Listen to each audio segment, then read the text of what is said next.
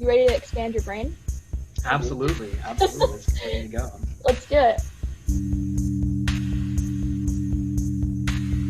So I spent like a long time looking up what GPT stands for because I couldn't find it. But GPT stands for Generative Pre-trained Transformer. And correct me if I'm wrong, but basically the way I understood it is that this thing's kind of like a text generation AI. So like it got trained on a bunch of different examples of human writing, and then you give it a prompt, and then it generates like a response based off of that. Yeah. I think that sort of covers like the basics. Like, so this is called GPT-3, right? So it's the third iteration of the model. And based off the stuff that I've been looking at, one of the key differences between GPT-2 and GPT-3, besides, the obvious size matters, is that like when a person would enter in a prompt for GPT-2, it will require like a lot more fine-tuning what you want. And so one of the interesting sort of innovations made by GPT-3 is that, even with like just the base model, you can generate like a very, very wide range of, different styles of writing or different call and response type mechanisms and stuff like that. So like GPT-3 is a lot more generalizable than GPT-2. Yeah, and so I guess my question is that also because they trained it on more various different types of writing, or was that kind of the same with both the second and the third iteration? Do you remember? I'm not exactly sure. I get the feeling that like the data set for GPT-3 was probably like a little bit larger, but at the same time, the primary difference is just like there's just a gazillion more parameters within GPT-3 compared to GPT-2. Like I Right. was wondering one thing where it said that GPT-3 is about 116 or 117 times larger, right? So Yeah. it's innate. It's just incredibly more complex than GPT-2. Right. And like, so I'm a little bit like on the outskirts of a bunch of like AI related stuff. Oh, so am I. Yeah, right. But Yeah. most of like the neuroscience related things I've done are more like either human or animal centric.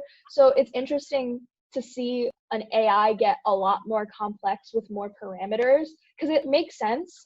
I guess the way I would describe like a parameter in an AI is like an individual like connection between a node, I guess would be a type of parameter. So it would be kind of like, if we want to make an analogy, it would be kind of like a synapse in the sense in the human brain. And we know that the human brain obviously has a ton of neurons, and like as the number of neurons gets larger, you see more quote unquote intelligent organisms, but also there's this kind of push away from just like the number of neurons being important and the number of synapses. So it made sense to me that this has like a ton more parameters, and thus it got more complex, more generalizable, because that's kind of what you see in like the evolution of the nervous system. Yeah. I was just gonna say it kind of like raises questions about, what are the next couple of generations of GPT gonna like look like, right? Right. Because GPT-2, was created not that long ago. It was created last year. So we've seen like a over 100-fold increase in the number of parameters over the course of a single year, Right. right? And like you said, if these parameters are generally analogous to synapses within the brain, then I think in the article that you and I were reading said that we would be able to, like, the number of parameters within the GPT program would be able to reach like this number of synapses within the human mind by like GPT-4 or 5. So like in Right. like within like 5 years essentially, which is Yeah. sort of something crazy to think about. Yeah. I mean, it's interesting though, because like it's kind of hard to like for me to like internalize an AI with as much computing power as the human brain as anything except just like a computer. Um, Especially so the writing. I want to talk about the writing that this AI did. I thought it was really cool to see the comparison between the GPT-2 and GPT-3's writing. It was interesting because the difference I would say in GPT-3's writing is that I think the sentences are like more linked together, and like it's more complex generally. Like the sentence structure is varied. It seems like something a human would write, which is, I mean, that's what the training data was on, so it makes sense. And I don't know, I thought it was really cool that like looking, so the GPT-2's writing, it was about like Miley Cyrus being spotted outside of somewhere, like a paparazzi kind of type writing was the prompt. And then the GPT-3's prompt was like, talk about like this split in the Methodist church. And obviously like the latter one is a more complicated prompt, but I thought it was interesting because while I was reading it, I kind of did the thing where when you're reading like a news story or when you're reading writing, you kind of skim over it and you're just like, yeah, I get what this is saying. And I like kept reading it. And then I was reading the article about the guy who was writing about this. And he said, actually, most of that written response to the prompt is not true at all. Like, and I was like, oh, that's interesting. It just made stuff up. And I think one of the quotes was that from the guy who wrote the blog is, GPT-3 is doing what I used to do on essay questions, throw out a bunch of half-remembered names and dates and hope nobody looks too closely at the exact relations. And that's what I did when I was reading it. I didn't look closely at the exact relations. So it's interesting because like it wrote something that looked coherent and looked like it was a true news story, but it really wasn't, or like a true piece of just like writing about history. It wasn't. It just sounded convincing, and I found that really wild. Yeah. I what I found like particularly striking was like some of the poetry that, Yes. you know, when you look at the poetry between GPT-2 and GPT-3. Yeah. Because like unlike sort of the examples you were giving before, which were you know, okay, give us, you know, a summary of this factual event that happened. You know, this is purely creative writing. Right. So like there's no truth value to be assigned here. It's really Right. just like a measure of can the algorithm, can the AI successfully mimic human speech, you know, Right. and human creativity. Yeah, and that part's really interesting to me because poetry specifically is so, I don't know, it's so human in a sense where the structure is different, the themes are different from just like, I guess, nonfiction writing. Even fiction writing is like so different from poetry. One of the things that I thought was really interesting was the fact that, so in the article, they compared two poems, one from GPT-2 and one from GPT-3. The first one from GPT-2, like, it seems pretty cool, it seems interesting, but like you can tell that there are some disconnects, and it doesn't seem like fully coherent all throughout, even though like some poems themselves from like humans aren't fully coherent all throughout. So you can really see that in contrast to GPT-3's, and I'll put like, when I post this, I'll like put links to this stuff so people can like read the poems. The one from GPT-3, it feels like there's more of a theme, but I don't know if that's because there is more of a theme or because the writing is from a more advanced AI, so I in my mind am finding greater coherence in it because I think it's supposed to be from a more advanced AI. Yeah, I thought that was really interesting. Just like the experience of reading poetry made by an AI as a human is really interesting to me because when I read poetry, not like super regularly, but every now and then. And when I do, if I see something that seems like a disconnect or seems a little weird, I'm like, oh, this is like Walt Whitman or W.B. Yeats. So this is like for a reason. Like the poet is doing this intentionally to like make a point. But if it's from an AI and I see something weird, if I see a disconnect, I don't know if that was like a choice. I don't know how you can say a computer is making a choice or just like a bug where it ended up creating something like that. I think the idea of like intentionality and like weirdness in a poem being related to like it being generated by an AI versus it being generated by an author is like an interesting thing. I think I would be interesting brief little experiment to like collect a set of GPT-3's writings, like poetic writings, and then some similar poems like written by actual authors, like human authors, and then, you know, simply present the poems themselves to people and see and sort of like have them read the poems, digest the poems, and see, you know, can you distinguish which of these poems were written by an AI and which of these poems were written by a human? You know, Yeah. I feel like that'd be a really interesting experiment to like what And kind also, of messages do you glean from? right. And also, if you threw in a couple of poems from GPT-2 in there, Yeah.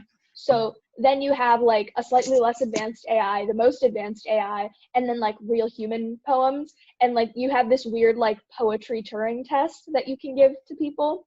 And it would also be interesting to like show this to people, like show this to like people who don't really interact with poetry, and then people, I guess, like me, who are like vaguely familiar with it, but not like super like into poetry, and then show it to like English majors and see if they have like a differing opinion, where if they're like, oh, these ones are definitely from an AI, and like ends up all the ones that are like clearly failing the Turing test are GPT-2, and then like that would be like an interesting thing to look at. If it would be a really interesting Turing test. I mean, I know a couple of English majors. I could send them poems and be like, hey, what do you think? Yeah, absolutely, absolutely. I feel like maybe it's because I'm reading books about like subjective experience. I'm like paying closer attention to my own subjective experience in a way. And I don't know, just the act of reading a poem from an AI, I expect it to be a certain way because it's from a computer. Yeah. You know, your comments sort of like remind me about the essay "The Death of the Author" Right. by Roland Barthes, where I haven't really like fully read the essay, but I believe his basic point is that, you know, art should be evaluated based on sort of like the text itself, and Right. what the text reveals, and you sort of remove the authorial intent from the equation, and simply evaluate the text on that. Right. I mean, obviously, for like most people, like the author's background gives like a lot of credence to them. But it'd be interesting to see, like, you know, if we simply based our interpretation and analysis on that one principle that Barth goes through, you know, like how would we sort of interpret these poems? Yeah, and I think Death of the Author, it's an interesting question in this regard because the AI is trying to mimic a human author. Yeah. And it's trained off of human authors. So like one of the implicit questions that comes to the forefront of your mind when you're reading this poem is this something a human would write? And that like sets up an expectation while you're reading it that from, I would say, almost anyone reading it, it's hard to divorce that from the poem itself. Yeah. And I think also the two poems, the first one, GPT-2's poem, was based on like 18th century authors, and the second one was based on Wallace Stevens. And when I read them, I could like clearly tell the differences in style, because like Wallace Stevens, I've read a couple of his poems and they're very like color focused, and the writing is a bit less like, not like less complex, but like the sentences are a bit shorter and stuff like that. And you can like clearly see that difference in style. I find it interesting because the goal of the like AI is like kind of to generate text that's like based on its training data, but it like raises an interesting question in the realm of poetry because it is creative. Like, could this AI like ever generate something, like generate a style or generate something that's like new and like unseen? Like, is that possible, or do you think it would be limited by the type of training data it's given? That's a really good question. I know, like in some of the articles that I've been reading about GPT-3, is like one of the sort of innovations that it provides is that it's really good at meta learning, right? So like learning about learning. So sort of like the AI is pretty good about, you know, analyzing its own processes. And while I'm not sure GPT-3 could come up with its own sort of like novel style, I do think that, or I think it's possible and maybe even probable that in future iterations of GPT, maybe like 4 or 5, the AI will be able to come up with its own sort of unique styles. Yeah, I'm just like, And I think we also have to sort of like also remember that, you know, even within like human poetry, like any new style is almost always going to be a reaction or some sort of response or amalgam of previous styles, right? So it's not like AI and, you know, human thought are necessarily going to be that far apart. right, yeah. The creation of new styles. Yeah, that's something I was thinking about too, because like you think about like the AI, it's trained on all this training data from like Wallace Stevens or whoever. Or at least this poem, like this one particular poem is. I don't know about, you know. Right. Yeah. Yeah. So like you have this AI and it's trained on this training data, and you ask it to generate something. It like, for us, it seems like a fair thing to say that it's only going to be limited by what its training data is. But like when humans learn poetry, they go to school and they read poems by people like of note, and then they look at a bunch of examples, and then they write their poetry. And like, I don't want to say that that's training data, because it does feel like there's something different there, but like, is there something different there? Like, that's the question. Like, how, when humans generate something new, how like new is it really? Because we're all generating stuff based on what we know. Or like, I don't know, or do you want to like, I guess you could say something like we have like an innate creativity device, if you want to use that terminology. And like, that makes us different to computers, but then like, you'd have to prove that like your human creativity is like something different than just like using training data, quote unquote. Yeah. No, I think that's a good point. I mean, really, like, the only like true qualitative difference is like, we're like, when you go to poetry class, you're not pumping like just tons and tons of poetry through your mind. You're reading like a couple of things and then basing it off of that. Right. But I think the same sort of basic links there are like essentially the same as you said. But yeah, the poetry is really interesting. There are like more poems by AIs that like I might look through and see if I can maybe show to some of my English major friends and see if they have any thoughts on it. But something that I can speak confidently on is the math. In this AI, this is a text generation AI, but what they did was the prompts they could give it are like numerical problems, and seeing if it could solve them, quote unquote. Like, I'm a math major, I do a lot of math, but I don't do a lot of like the cognition of math, like how math is, like how people think about math. That's always something really interesting to me and that I've always wanted to explore. It's interesting to see an AI that was created to generate text try and do math. What it would do is they would give it a prompt that's 2 + 2, and then they would see if it could output 4 or like something like that. And I think it was GPT-2 that learned how to basically count to 4, which is like big, because like, how do you get an AI to like learn to count? An AI that does this to learn to count. Like, for GPT-3, when the parameters and the network got more complicated, it got better at like addition, subtraction, at like multiple digits and like a little bit of multiplication, but it's like imperfect. It doesn't get it right all the time. And I think one of the questions the article raised was like, what does it mean for an AI to be able to do addition but only inconsistently? Like, does it understand what addition is? And if it did, like, it should, like, if it understands what addition is and has like a working model of addition, then it shouldn't get it wrong if you like increase the digits. So I found that really interesting. Mm-hmm. Yeah. I think that's an interesting point as well. I think it'd be interesting to, basically like ask like GPT-3 like the same. Let's say you ask it a mathematical question, right, and it gets it wrong. If I ask the mathematical question again, like, will it get it right? Because I mean, humans mess up at math too, right? But like, we're able to go back and check it.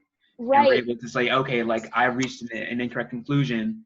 Now that I have my principles in order, I've reached the correct conclusion. It's like, does GPT-3 have that sort of capability?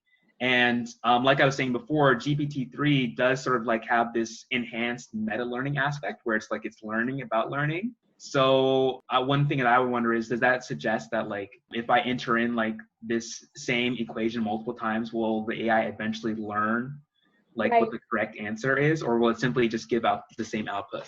Right. So I there was something kind of related to that they talked about in GPT-3. So one of the main problems it had when doing math was that they would give it like 1 + 1 = blank as the generation, as a prompt, and then it would give back text from a math textbook.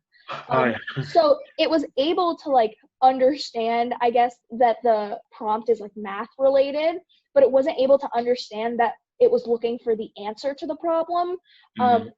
So in the article, one of the things they talked about is that maybe there is a model of addition inside this network, but its problem is locating addition.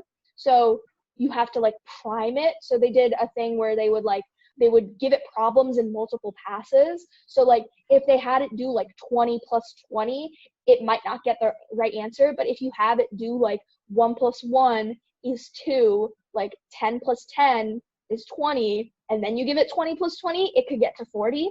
So like if you prime it with enough like math beforehand and then give it a math problem, it does way better, which is interesting because then it's like, so maybe there is some kind of model of addition, it's just hard to get to, which is interesting because like when humans get math problems wrong, like if I give someone a complicated multiplication problem, if they get it wrong, they're not going to get it wrong because they started telling me like words, like they're going to get it wrong because they got the math wrong. Like humans don't have a problem of understanding meaning when presented with math problems. Like we know it's looking for an answer, but we might have trouble getting to the answer.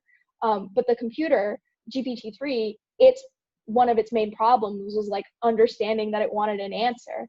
So that makes it interesting. Like where does this computer doing math differ from when humans do math? Oh yeah, that's a great point. That's a great point. Right, and to go off of like, yeah, humans aren't good at math either. Like, you know, these AI, they're pretty decent at when you have like small numbers and you're doing like addition, and they get worse as you get higher up, like multiple digit numbers. But like me too, like like I seriously struggle with doing math problems when the numbers are bigger and more complex. I also don't have 100% success rate, but like I would say that I understand addition, and I know like I have a working model of addition in my brain. I just sometimes mess up. And in the article, the guy says, I used to assume my problems came from limited short-term memory or neural noise, but GPT-3 shouldn't have either of those issues. And yeah, I do think that like there's a for humans, we have like this innate level of noise, and like we have limits to our working memory capacity. So it makes sense why humans aren't as good at addition at higher digits and stuff. But because this is like an AI and like it shouldn't have like working memory issues in a sense like we do, it makes it hard to see like why is it like kind of failing at addition and subtraction and multiplication at higher digits. Yeah. That's that's really interesting point. I think it reinforces your earlier point that, you know, it's probably just the fact that the AI sort of lacks the ability to really to fully like interpret the meaning, right? Because if I say like, oh, 2 plus 2 equals blank, right? There's sort of like an assumption there that, you know, you understand what I'm looking for, like you understand the meaning, like the meaning of what I'm asking for. But part of the reason why you're able to understand that meaning is because of the cultural context, right? Like when someone says 2 plus 2 equals blank, you know, we're just sort of taught to like give an answer. Right. And so GPT, like even though it's trained on all this sort of human artifacts, it lacks that key cultural understanding, and that's something that only humans have. Right. And I think in the article they mentioned like if we see a plus sign, we know we're doing addition, but sometimes the AI has trouble. Even if you give it a problem with a plus sign, it gives you back text that was like generated by a math textbook. Like it doesn't seem to know that the plus sign means we're doing an addition problem and we want an answer to that. And I don't know, I find that really interesting because like, of course, it's not tuned to do math problems. Like there are calculators that do them perfectly, like better than humans. Like it was tuned as a text thing. So it makes sense that it's not great at doing math problems, but like I like this kind of like extending the limits of this, because like not all humans can't do math that well either. Like even people who are supposed to be doing math for a living can't do math that well, at myself. But like I don't know, like why should we expect a computer to be good at math when like we don't really expect all humans to be good at math? But it's interesting to see the kind of limits of where this AI goes. Yeah, absolutely. So, you know, looking forward to like GPT-4, whatever. Yeah, so something I have in my notes is the idea of like, so how do we learn math? Because like I was thinking about the whole idea of like this training data, like it's trained on writing, some of which is from a math textbook. This AI is trained in a way, and it's like, how do we learn math? It's like a whole process, and like we also make errors. And I think one of the things that was written in the article was like when it does make like purely mathematical errors, like it gives the wrong mathematical answer, it makes similar errors that humans do, like it forgets to like carry a 1 or something like that, which like I found really I found a little endearing, because it's like, oh well, I guess even computers forget to carry the 1, and that made me a little like, oh well, that's interesting, because that that means that like, if even when it's doing like actual mathematics, when it makes an error, it's doing an error that a human would do, which I feel like gives credence to the idea that if it does have a model of addition, it's similar to how humans would do addition. Or that's just the training data. Right. Is it just the training data, or is it like actually like a working model? Which I feel like is an issue for a lot of artificial intelligence and a lot of neural networks, is that like, is it actually doing computation, or is it mimicking computation? And does that distinction matter, is an interesting question to think about. Yeah. And then I had a note in here about the idea of embodied cognition, which I feel like I bring into everything I do. I don't know why. So for me, at least when I'm doing math, if I'm doing math in like increments of 10, like easy. That's partly because we're in base 10, but also we have 10 fingers. And like when you're learning to count, when you're learning math, you learn by like counting toys or like counting on your fingers. Like you learn math, I feel like, in the physical world first before you learn it in school. And like also when I'm doing math and like if I'm like doing multiplication or problems that are more complex than just like counting on my fingers, I find it much easier to do stuff in multiples of like 15s and 30s, because that is where, like, when you're looking at a clock and, you know, when you learn how to tell time on a clock, like visualizing like a clock moving, I don't know if that's just a me thing where that makes the math easier of seeing how many, you know, hours are going forward and stuff. So it's interesting to see like an AI try and do math. And I wonder if like you wired up an AI to like a robot body, like if you made an android and taught the android math, like would you be able to have like a different kind of outcome because it is in a physical space? Like, because I think humans are very physical beings. I don't fully buy the whole like the mind body dualism are separate thing. Like I don't know much about that, but I don't fully buy the fact that like cognition happens purely in the brain and there's no real physical component to it. I don't know, in math specifically, because we learn math physically first, I would say, I think that's an interesting thing to consider. So the GPT-3 is a text generation AI. It's not made for math. But the writer of the blog kind of points out, like in like a throwaway line, he's like, but like maybe humans aren't even tuned for math and are more tuned for storytelling, which is like interesting. Like I really like that idea that like humans are like tuned in a sense for storytelling. I don't think we're tuned to do anything. But the idea of like, you know, if we did tune it to do math in a way, it would do better because that's what we tuned it to do. That's an interesting thing to consider.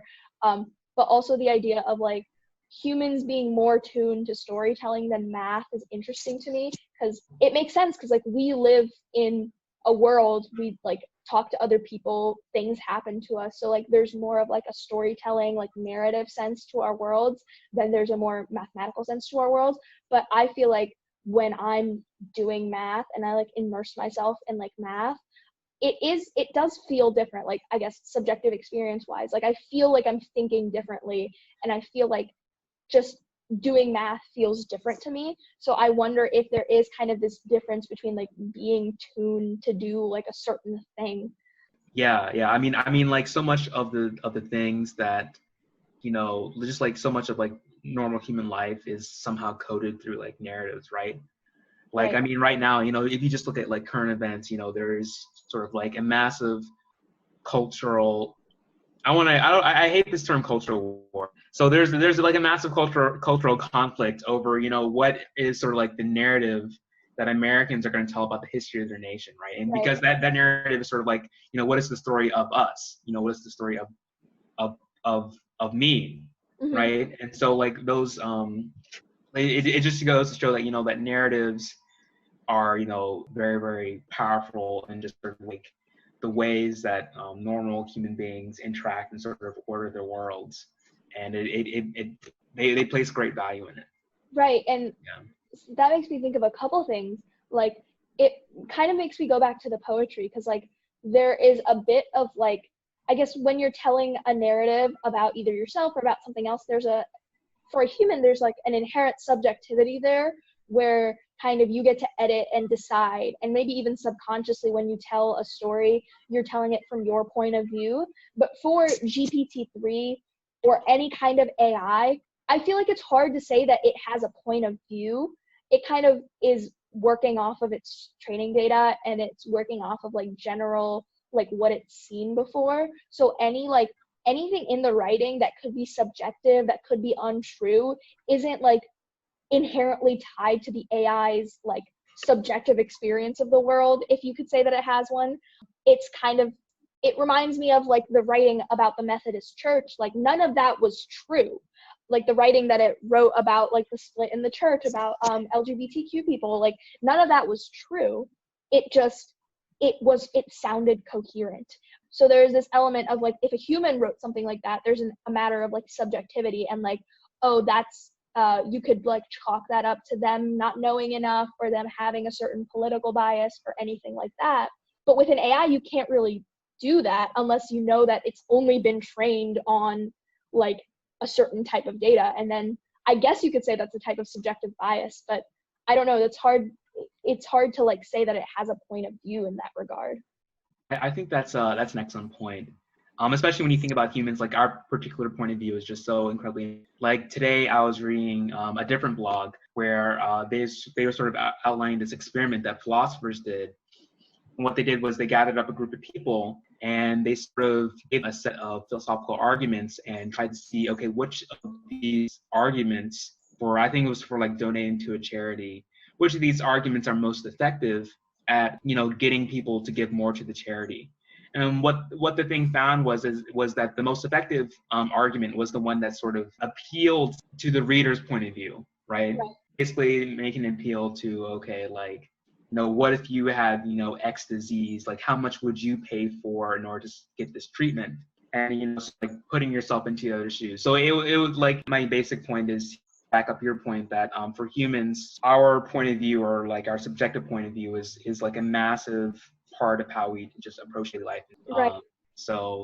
Right. And I know like when people talk about AI, one of the great fears of AI is that unlike humans, it's going to lack sort of like the basic moral background that we humans have, right? Right. Yeah, I do think it's interesting to look at like the bias or like the flaws of an AI in that regard, where like it might have like a certain, like it might be trained on certain data, it just might work a certain way that ends up being like somehow like subjectively biased. So the thought that like I thought about was reading that writing about like the Methodist Church. It's like, oh, like someone could weaponize this AI to write some wild fake news, because like it sounds coherent. It sounds like something that would be written by a human. So like, I don't know, it feels like maybe just because I'm a little bit paranoid because of, you know, the current, what did you say, cultural conflict? It feels like you could easily weaponize this to make some kind of fake news. And we already have issues with like deep fakes of like videos of like people where they have computers making videos of people like saying things that they didn't say and like doing things they didn't do on video, and like people think it's real because it's a video, but it's just all created. And like, yeah, if you have an AI where you give it a prompt and it generates text that sounds like a human wrote it, you could like do some really weird things with like online news and online media, where you end up creating stuff that could, you know, fall into fake news territory. Especially one of the things the blogs talked about was like, even though this AI is like completely like bigger and like more expansive than the old one, like compared to like the resources that are in like Google and Facebook and like the big tech companies, it's like nothing. Like if these tech companies like put into this like the GPT-3 like software and like worked with them, they could create something like seriously huge and like seriously complex. But that makes me a little scared because like these companies have profit motives. So like we've seen issues on Facebook with like fake news and like media that isn't true. It's like subjectively biased, but because it gets clicks and because people enjoy it being promoted. And that also then reminded me about like the YouTube algorithm, in the sense, because I spend a lot of time on YouTube. I have for a while. And, you know, the algorithm always changes and stuff. But what the algorithm does is it looks at all of the things you've clicked on, you've interacted with, people like you have interacted with, the things you've watched, and it presents videos that it thinks you would click on and interact with. And I don't know, it's not exactly the same, but like it kind of, you could make the argument that it kind of is similar to like a text generation AI where you give it a prompt and then it gives you out a response trying to match the prompt. So like the prompt could be like your previous watch history and the response is like a video that you would also enjoy. And the problem, a lot of problems people have been talking about with the YouTube algorithm is that there are all these like alt-right, like fascist pipelines that people can fall into because they watch a video and then they get recommended another video that is similar to that video, and then it just keeps spiraling into something that's like seriously damaging. And the idea of an AI that can like generate text based on what it thinks human text sounds like, and then putting that in the hands of like a company with a giant profit motive, I don't know, that is like iffy to me. Oh, I mean, yeah, absolutely. I mean, not even to like, not only is there sort of like the problems that stemming from, large companies that are, with a profit motive, which at least those companies can be regulated, right? I think there's an additional problem. Now, whether or not, countries will have the backbone to like regulate those companies is a totally separate question of political economy. But there's like an additional problem about, sort of foreign governments or even our own government sort of like taking control of this power. Propaganda. Like, I mean, like with the election of 2016 and, ever since then, you sort of hear like constant talk about bots. Bots that go out and harass people, bots that will espouse a particular opinion. Right. And now with like GPT-3, like theoretically, rather than the bot just saying like F you to like some reporter or something like that, a bot could theoretically, go in like using GPT-3 and go in and like have like large substantive posts about different like political topics, right? And it could all be automated. Right. Right now, like I think bots generally, haven't reached that level. Yeah. It's really wild to consider the idea of like trolls being automated, like trolls are losing their jobs because of being automated to AI. Like, yeah. But I mean, if I was trying to run a propaganda outlet, then of course I would use like a really advanced AI to like generate long substantive threads of text that were like completely false. Like that is like something that could be incredibly useful to anyone trying to like do malicious things with this technology. Absolutely. Yeah, I mean, I don't know if I have like much more. There's like a lot of like instances where AI can be used for nefarious ends that aren't necessarily text AI generated. If we want, I can go to some of those. Like for me, like a big one is facial recognition software. Right. Like and people, I feel like people don't realize this, but like facial recognition software. If people out there have watched Minority Report, like there's already sort of like Minority Report-esque activities going on in places like London and Detroit. I haven't seen this. So Minority Report is basically, it's a Spielberg movie starring Tom Cruise. But what happens is that in Minority Report, there are, in the movie, it's like a set of like children, but they're able to predict crime before it happens. Right. And there are sort of like pre-crime-esque divisions in law enforcement in like cities like Detroit, I believe. And there are like similar things in places like London, which has an extensive surveillance society. And what people don't realize is that like a lot of the times these AIs that are sort of like producing like most likely to commit a crime, a lot of times they get things wrong. I think one story was like guy, he got pinned like, okay, this guy is very likely to commit a crime very soon. And the reason why he got taken in by law enforcement is not because, he had any like record or anything like that, but it's because he was friends with a person who had a record and that person had died. Right. And so like, I guess what the algorithm thought that was like, okay, since this person was murdered, his friend is very likely now to, also commit some sort of crime because he has a lot of connections with, former criminals. And he was basically dogged by law enforcement for that, which is like very clearly like a violation of, his privacy and like. Right. And also just like the idea of like using like prior data to like see who or like which areas are more likely to commit crimes is like sticky because like we know that some communities are more policed than others and some and Black people are more likely to be called in for things that aren't really crimes. So Yeah. all the data that's generated is already biased because of a biased social structure. So if you create an AI within the social structure that's likewise biased, it's going to end up causing problems and like rights violations and privacy violations, because its training data is biased if you go back to using that. Yeah. And to continue to talk about, well, I guess before I wasn't really talking about facial recognition software, but to talk about like facial recognition software in like the same light, a lot of like facial recognition software is trained on data sets that are largely white people. Right. When you use facial recognition on someone with a dark face, what will often happen is that either they can't identify the person or they get misidentified. Right. So you might have like CCTV footage of someone robbing a store, and let's say that person has black or brown skin, and then what will happen is you run the facial recognition software on it, and then you get a match, but the match is to someone who is not even involved in robbery at all. Right. Therefore perpetuating certain the over policing of Black and brown communities, and and so on and so forth. Right. So yeah, there's a lot of like social justice dimensions to that. Right, because I think less so now, but generally there are these ideas that like AI is like objective and like computers are objective, and if we get like humans kind of out of the picture, then like we'll get a better system because it's run by some kind of third party.